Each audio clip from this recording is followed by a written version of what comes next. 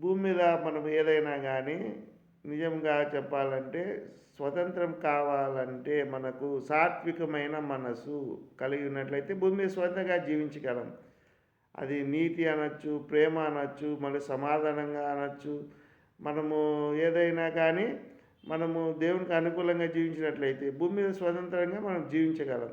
అనగా మనము స్వార్థంగా, మనము చెడుగా, మనము ఇతరులకు అభ్యంతరంగా ఉన్నట్లయితే మనం ఏది చేస్తామో అది మన నెత్తి మీదకే వస్తుందన్నమాట.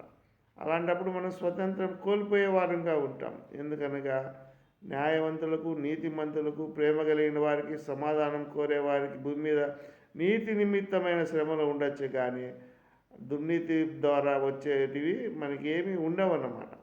ఒకవేళ నీతి నిమిత్తమే మనం శ్రమలు, నిందలు, అవమానాలు భరించినా కూడా అది మంచిదే. ఎందుకనగా దేవుడు దానికి ప్రతిఫలం ఇస్తాడు.